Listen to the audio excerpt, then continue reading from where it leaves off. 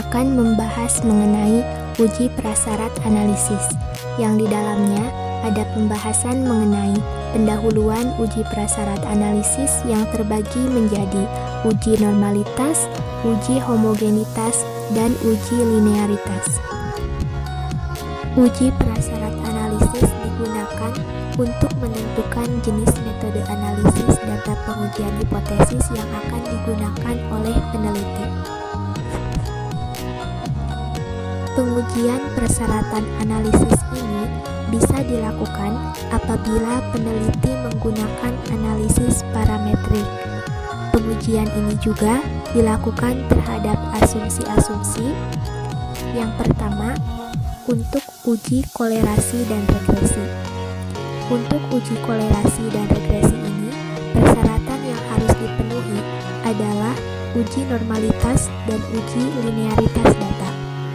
Yang kedua, untuk uji perbedaan atau komparatif, persyaratan yang harus dipenuhi adalah uji normalitas dan uji homogenitas. Yang ketiga, apabila skala data ordinal, maka harus diubah terlebih dahulu menjadi data interval. Baik, untuk pembahasan selanjutnya yaitu mengenai uji non-parametrik, yang dimana statistik non-parametrik ini didasarkan pada distribusi bebas atau memiliki distribusi yang ditentukan tetapi dengan parameter distribusi yang tidak ditentukan. Uji non-parametrik ini digunakan apabila asumsi-asumsi uji parametrik tidak dipenuhi, yaitu seperti sampel acak yang berasal dari populasi yang berdistribusi normal, varian bersifat homogen, dan juga bersifat linear. Bila asumsi-asumsi ini dipenuhi atau paling tidak penyimpangan terhadap asumsinya sedikit, maka uji parametrik masih bisa diandalkan. Tetapi bila asumsi tidak dipenuhi, maka uji non-parametrik menjadi alternatif dalam penyelesaiannya. Dan untuk slide selanjutnya yaitu mengenai uji normalitas. Dalam statistik, tes normalitas digunakan untuk menentukan apabila suatu set data dimodelkan dengan baik oleh distribusi normal dan untuk menghitung seberapa besar kemungkinan variabel acak yang mendasari sel data akan terdistribusi secara normal. Dan uji normalitas ini digunakan untuk mengetahui normal tidaknya suatu distribusi data. Hal ini penting diketahui dengan ketepatan pemilihan uji statistik yang akan dipergunakan. Uji parametrik menyatakan data harus berdistribusi normal.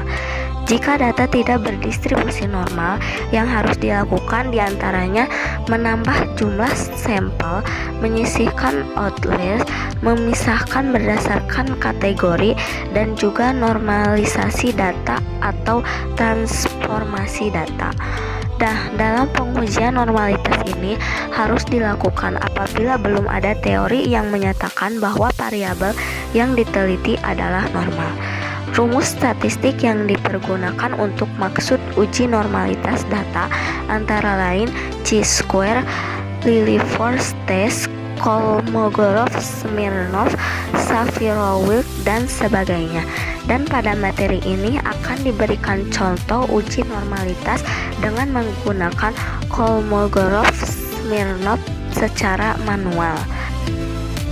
Ini adalah contoh soal dari uji normalitas. Soalnya, hasil uji coba tes dengan jumlah responden adalah 34, maka diperoleh data sebagai berikut. Datanya bisa lihat pada tabel tersebut. Dan langkah-langkah untuk menjawab soal tersebut yang pertama yaitu menentukan hipotesis. Hipotesis di sini dirumuskan dengan H besar.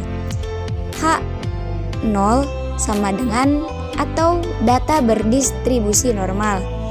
H1 data tidak berdistribusi normal.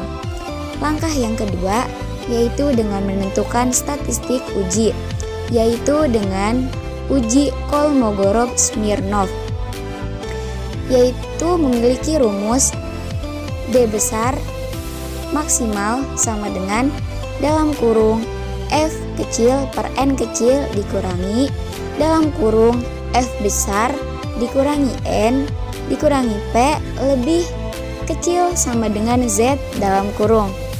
Langkah yang ketiga yaitu dengan menentukan tingkat signifikasi delta sama dengan 0,05. Yang terakhir yaitu kriteria pengujian. Ini adalah uji statistik menggunakan uji Kolmogorov-Smirnov. Pertama-tama kita harus membuat tabel pembantunya terlebih dahulu. Seperti pada gambar, itu adalah contoh tabel pembantunya.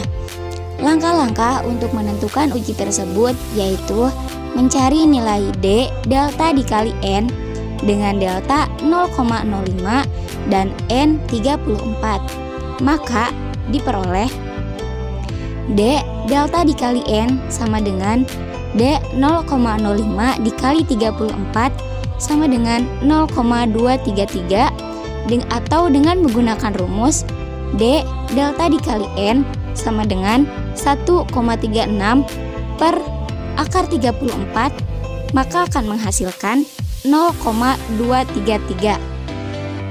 Uji Kolmogorov-Smirnov yaitu dengan membandingkan nilai D maksimum dengan D delta dikali N dan menarik kesimpulan. Karena D maksimum lebih kecil dari D delta dikali N atau 0,147 yang terdapat pada tabel pembantu lebih kecil dari 0,233, maka hipotesis data berdistribusi normal diterima. Artinya, data berdistribusi normal. Selanjutnya ada uji homogenitas. Uji homogenitas atau kesamaan varians digunakan untuk menguji apakah dua atau lebih pada kelompok data di dalam penelitian itu homogen atau tidak, yaitu dengan membandingkan variansnya. Jika variansnya sama besar, maka uji homogenitas tidak perlu dilakukan. Namun, untuk varians yang tidak sama besarnya, maka perlu dilakukan uji homogenitas.